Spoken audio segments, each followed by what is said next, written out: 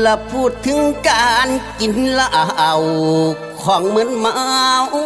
แม่นไผสิกานอกขันแข่งกินแต่แรงหอดมือเศร้าผัดเมาข่อยผัดแห้งกินเป็นวินเวียนหน้าเหล่าดองยาเอ้ยน้ำสีแดงดอกโองโตงทั้งแม่คงห่วงปีกสีเอามาพี่บ่ใส่หัวว่าเด้นะมาเลยเจ้า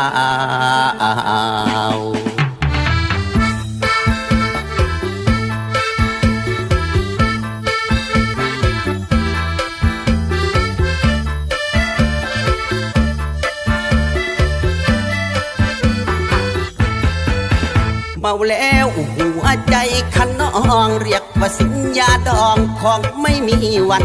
หยุดสั่งมากินอุดตะลุดเมาแล้วนั่งพูดเรื่องรวยเงินแสนเหล้าดองยาเมาแล้วซาราสุดแสนเมาแล้วฟ้อนฟันแอนกินจนว่าแปนขวดโลยาดองอ้อยน้อนางอ้อยน้อนายลองลิมซิมกันเบิ่งแน่ยานแต่แพ็กขวดเลยดองให้บ่ทันกินบ่อันบักเหล่ากันดองยาบักสุรายาดองสีลองพ่อดีล้นเดี๋ยวเห็นคนผู้ที่เคยลิ้นให้และเป็นคนหัวใจแต่คนไข่คนเก่าเอามาเผาดัดท้องสมองเปื่อนบ่มุนเมาบ่วุ่นห้องทรงลงเสียงเป็นแต่เพียงยาดองไผ่สิลองขอเชิญได้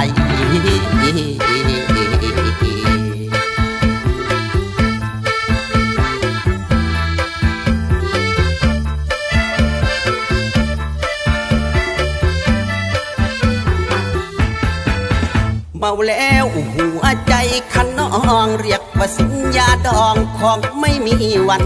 หยุดสั่งมากินอุดตะลุดเมาแล้วนั่งพูดเรื่องรวยเงินแสนเหล้า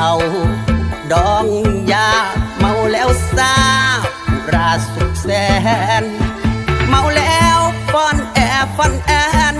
กินจนว่าแปนขวดโลยาดองอ้อยน้อนางอ้อยน้อนายลองลิมซิมกันเบิ่งแน่ยานแต่แพ็กขวดเลยดองให้บ่ทันกินบ่อันบักเหล่ากันดองยาบักสุรายาดอกสีลองพ่อดีล้นเดี๋ยวเห็นคนผู้ที่เคยลิ้นให้และเป็นคนหัวใจแต่คนไข่คนเก่าเอามาเผาดัดท้องสมองเปื่อนบ่มุนเมาบ่วุ่นห้องทรงลงเสียงเป็นแต่เพียงยาดองไผ่สิลองขอเชิญได้